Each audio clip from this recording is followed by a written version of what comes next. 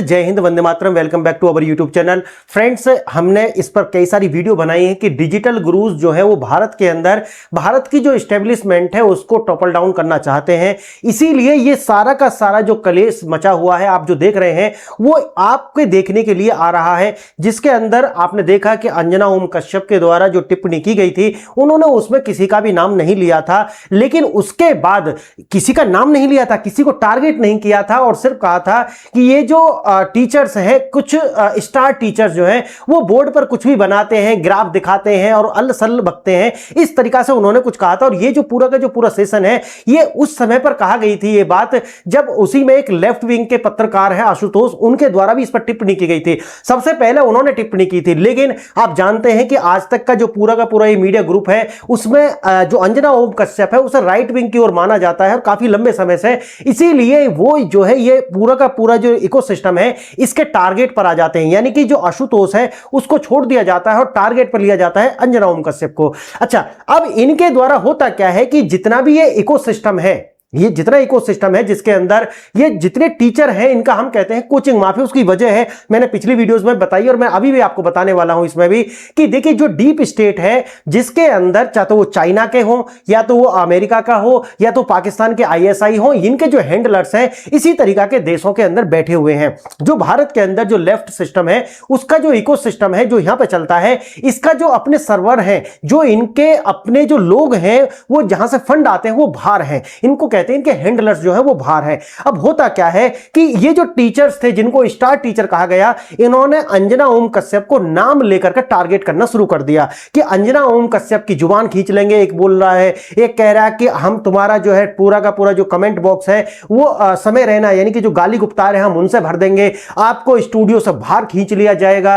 अब देखिए इस तरीका की जो भाषा है वो टीचर है और मैं तो इनसे कहता हूं कि अगर आपको टीचिंग नहीं करनी है तो हमारी तरह जर्नलिज्म कर लीजिए। हम जर्नलिज्म करते हैं, पॉलिटिक्स पे बात करने का आपको बहुत शौक है तो आइए फिर इस तरीका के शौक कीजिए कि आप जो है जर्नल वीडियो बनाइए, सरकार को कोसिए, सरकार की प्रेस कीजिए या फिर जिसको जो कहना है वो कीजिए। लेकिन एक टीचर होने के नाते आपके ऊपर एक बहुत बड़ी जिम्मेवारी है कि जो बच्चे आपको फीस दे करके आपसे पढ़ रहे हैं, आप उनका ब्रेन वॉश कर रहे हैं, एस्टेब्लिशमेंट के खिलाफ कर रहे हैं, हिंदू समाज के खिलाफ का आप ब्रेन वॉश कर रहे हैं। आप बताइए, मैथ पढ़ा रहे हैं और मैथ पढ़ाते पढ़ाते कहते हैं कि भाई भारत के अंदर तो औरंगजेब भी आया, भारत के अंदर मुगल आए, भारत के अंदर ये आए, लेकिन हिंदू तो कभी खतरे में नहीं रहा। आप ये कहने लगते हैं कि भाई जो मिर्च है वो चिली से आ रही है, चीन से चीनी आ रही है, भूटान से पानी आ रहा है, इस तरीका की बातें करने लगते हैं। यानी कि जो बच्चे एसएससी की तैयारी कर रहे हैं उन्हें आपको मैथ और इंग्लिश पढ़ करके जो है उनका मेंस में सिलेक्शन होना है, जो मेंस वाला पेपर है, और जो शुरू में 50 नंबर की जीएस आती है उसे पढ़ के तो आप कौन सी जीएस इन्हें पढ़ा रहे हैं, ये समस्या पर थी। अब देखिए होता क्या है कि जो ये पूरी की पूरी जो लड़ाई थी ये सारी की सारी लड़ाई तो होनी ही थी। उसका कारण क्या है मैं आपको इसे बताऊंगा। देखिए आप जानते हैं 31 मार्च 2026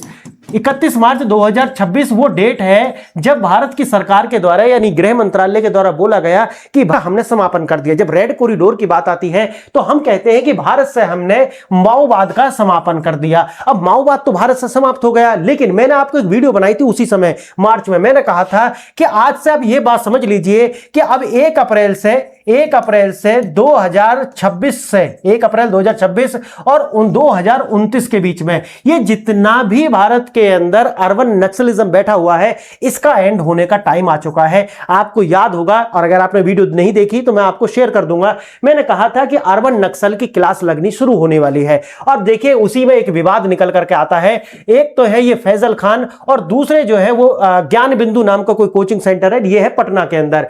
अब होता क्या है कि इनके बीच में आपस में ही जंग पहले भी होती रहती थी, लेकिन कई बार बम धमाके भी चलते रहते थे। लेकिन अब की बार आपने जानते हैं बीजेपी की सरकार है वहां पर और वहां पर जो है सम्राट चौधरी सीएम है वहां के। अब जैसे ही अब की बार ये आए टारगेट पर, जैसे ही ये टारगेट पर आए तो सरकार के द्वारा अब इनका जो है पेच कसने शुरू हो जाते हैं। अब देखिए इसमें बहुत कुछ सीखने के लिए आपको मिलेगा, होता क्या है कि इनके अंदर होता क्या है कि खान जो है, ये जो फैजल खान है, इनके द्वारा अपने जो है बंदूक और अपनी जो इन पर लाइसेंस थे उससे इनके द्वारा गोली चलवाई गई। और क्यों चलवाई गई? क्योंकि जो ज्ञान बिंदु के जो टीचर्स थे उनके द्वारा क्या किया गया था कि इनके जो बैनर्स वगैरह है उनको गिराया गया था, या फिर इनके जो कोचिंग है उन पर ईंट पत्थर से क्या किया गया था, अटैक किया गया था, जो कि कैमराज में भी दिखाया जा रहा है, जो वीडियो आई है ना बाहर निकल करके, उनमें भी यही दिखाया जा रहा है। अब जो रोशन, जो उनके मालिक है, जो दूसरे वाले रोशन यादव, शायद रोशन आनंद यादव कुछ उनका भी नाम है। अब होता क्या है कि ये जो है अटैक करते हैं, ये जो फैजल खान का जो कोचिंग है उस पर अटैक करते हैं। अब जैसे ही अटैक करते हैं तो वीडियो इनकी भी आ जाती है, लेकिन अब देखिए होता क्या है कि जो खान सर है, जिसका नाम फैजल खान है, ये अटैक कराते हैं किस पर?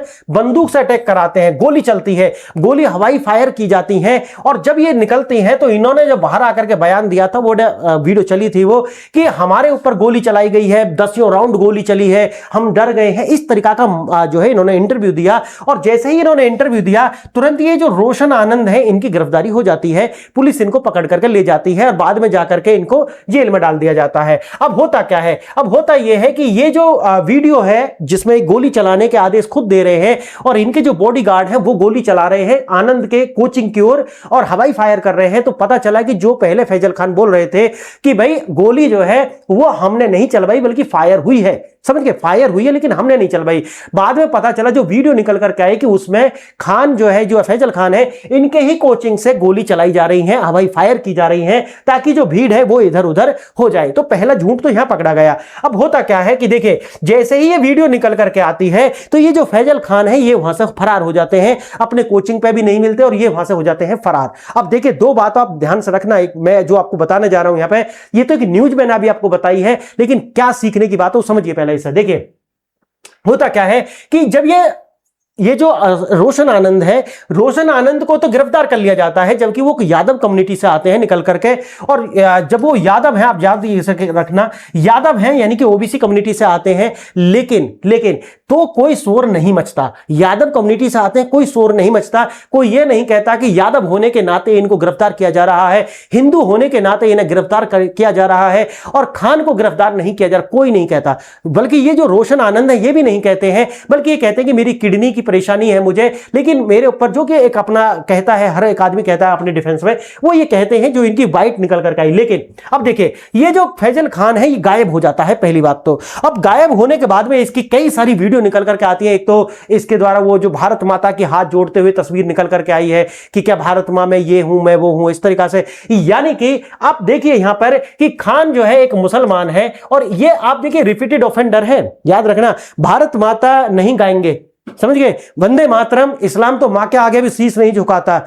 आप समझिए, आप देखिए, हमास को आतंकवादी जो है इजराइल ने नहीं माना है, तो हम क्यों मानेंगे? तो इस तरीका का अलग अलग, और ज्ञान की तो एकदम धारा है ये। इन्होंने आप देखिए एएनआई पे जो इंटरव्यू दिया था, बताया कि कश्मीर की जो समस्या है उसके लिए आप सोचिए पंडित नेहरू नहीं बल्कि कौन जिम्मेवार है? सरदार पटेल। तो यानी कि इनके अंदर जो मजहबी मानसिकता होती है ना, एक मजहबी मानसिकता होती है जो कि मुसलमानों के अंदर पाई जाती है। इसका मतलब है कि आप देखे होंगे कि जब गाजियाबाद में मर्डर होता है उस बच्चे का, तो हर एक आदमी क्या कह रहा है, हम तो यहाँ के हैं ही नहीं, हमें तो पता ही नहीं है, हाँ ऐसे भी हुआ है क्या, मैं तो बहरा हूं, मैं तो गूंगा हूं, इस तरीका का जो प्रिटेंड करना, सेम वही। तो इन्होंने क्या करा, पहले तो झूठ बोला, पहली स्टेज झूठ बोल दिया, उसके बाद में फरार हो गए। दूसरा, तीसरा क्या करा, विक्टिम कार्ड निकाल लिया कि भारत माता क्या मैं इतना बुरा हूं। इसका मतलब जो काम अजरुद्दीन ने किया, यानी कि एक मुसलमान सिर्फ मुसलमान नहीं है, सबसे पहले तो वो क्या करेगा, वो कहेगा कि भाई मैं भारत का नागरिक हूं, ठीक है, अगर आप उसके लिए अच्छा कर रहे हो तो नागरिक है। यानी कि इन्होंने कभी ये नहीं कहा कि देश के अंदर मेरी इतनी जो रीच हुई है वो हिंदुओं के कारण हुई है, नहीं, बल्कि क्या करा है कि जैसे ही गिरफ्तारी के लिए इनका पीछा पुलिस कर रही है तो ये क्या कह रहे हैं कि मैं मुसलमान हूं, यानी कि मुसलमान होने के कारण ये सारा, यानी कि विक्टिम कार्ड। तो विक्टिम कार्ड इनके द्वारा खेलना शुरू हो चुका है। आप मुझे बताइए, रोशन आनंद ने क्या ये बात कही? नहीं कही। तो खान को क्या ये बात कहनी चाहिए? नहीं। ये मानते हैं कि इनके पास एक प्रिविलेज है। क्या प्रिविलेज है? मुसलमान हूं इसीलिए, है ना। तो विक्टिम कार्ड ये खेलना शुरू हो गए। लेकिन क्या ये इस देश के द्वारा या इस देश के हिंदुओं ने ही तो इनको ये टीचर बनाया है? आप सोचिए, क्या कल्पना कर सकते हैं कि पाकिस्तान में कोई हिंदू टीचर हो सकता है, इतना बड़ा नाम कमा सकता है? नहीं।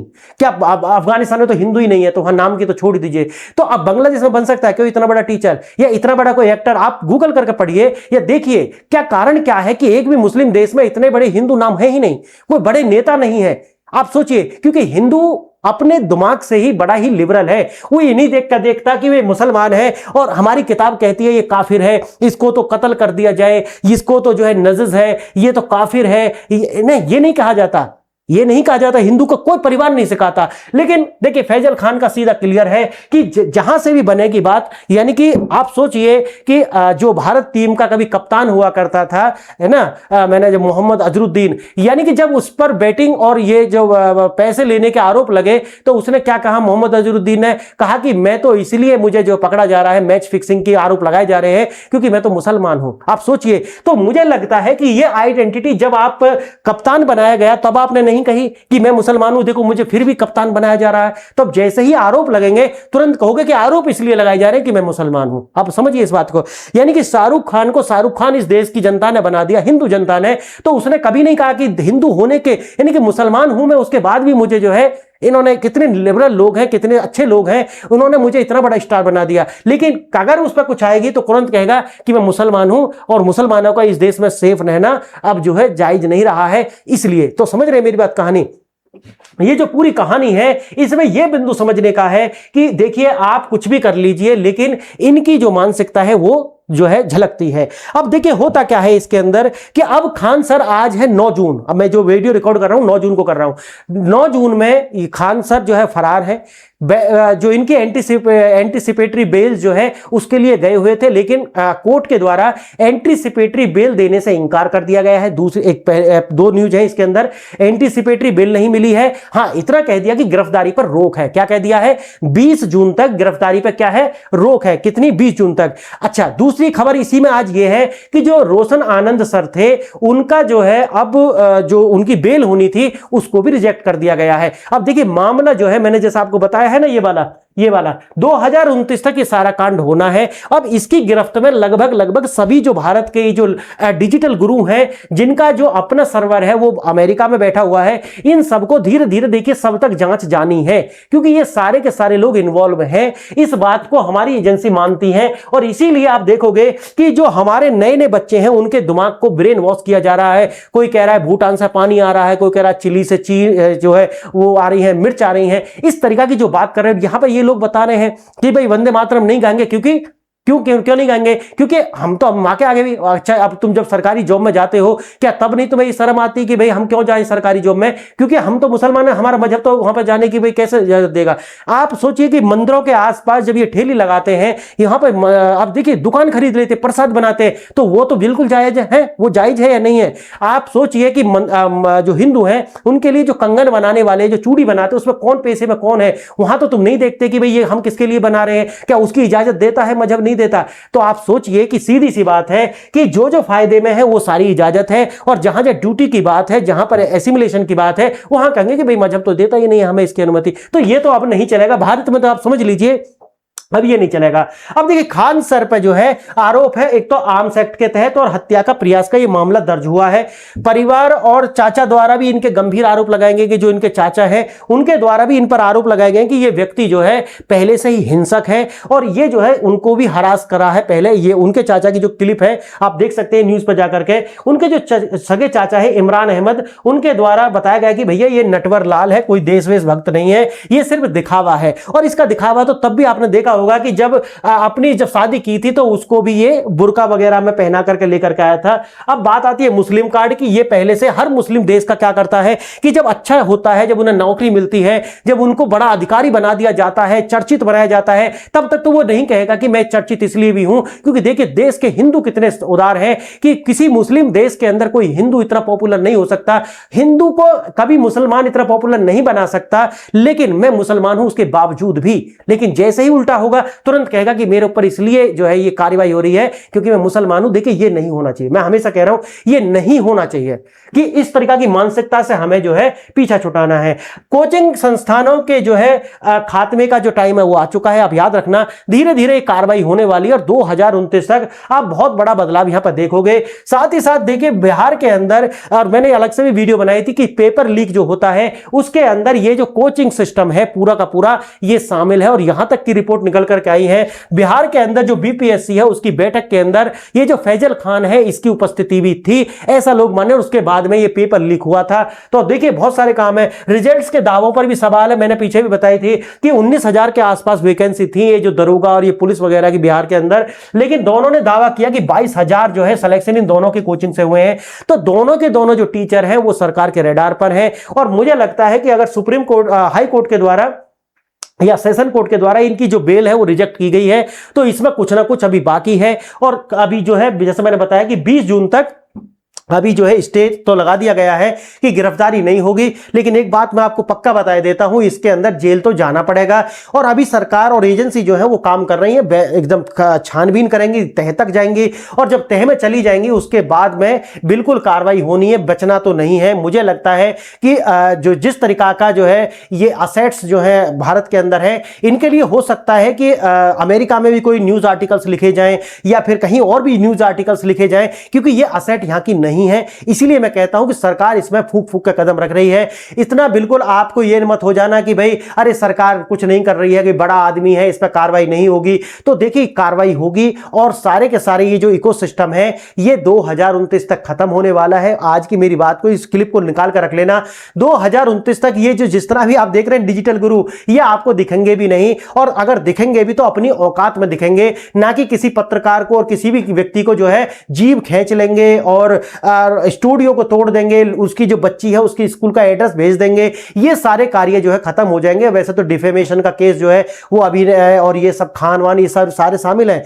जो अंजना ओम कश्यप है उसने इस पर डिफेमेशन का 2 करोड़ रुपए का केस किया है। तो मुझे लगता है कि सुखद खबर है। और जैसे जैसे ये कोचिंग माफिया गैंग टूटेगा, आप देखिए कि ये जितने भी एग्जाम जो लीक हो रहे हैं ये अपने आप बंद हो जाएंगे, क्योंकि लीक करने का कारण ये सारे लोग हैं। तो इसका मतलब है कि इस्टेब्लिशमेंट को जो है डिस्टेब्लिश करना है। इसके लिए सबसे पहले बच्चों को भड़का कर रखो, फिर पेपर के जो है लीक करा दो, खुद ही करा दो, और फिर सरकार के खिलाफ बच्चों को लाकर खड़ा कर दो। इसी बात के पैसे मिलते हैं, इसी बात के इनके जो बॉट्स हैं जिनसे इनके करोड़ों व्यूज आते हैं, ये वैसे ही नहीं आते। ये सारे व्यूज जो होते हैं वो बॉट्स, इसको बोलते हैं बॉट फार्मिंग। तो ये जो बॉट फार्मिंग है उसके द्वारा ये व्यूज लाए जाते हैं। तो ये जो असेट्स हैं ये भारत के अंदर यहां की नहीं है, ये डीप स्टेट की असेट्स हैं। इसके लिए भारत सरकार की एजेंसी अच्छे से काम कर रही है। हमें सरकार और अपनी एजेंसियों पर विश्वास है, और अपनी जो न्याय व्यवस्था है उस पर विश्वास करना चाहिए कि इनको इनके कर्मों की सजा जरूर मिलेगी। तो आज के लिए इतना ही। बताइए वीडियो आपको कैसा लगा। वीडियो अच्छा लगा है तो वीडियो को लाइक शेयर एंड सब्सक्राइब करें। वीडियो देखा इसके लिए धन्यवाद। जय हिंद, जय भारत।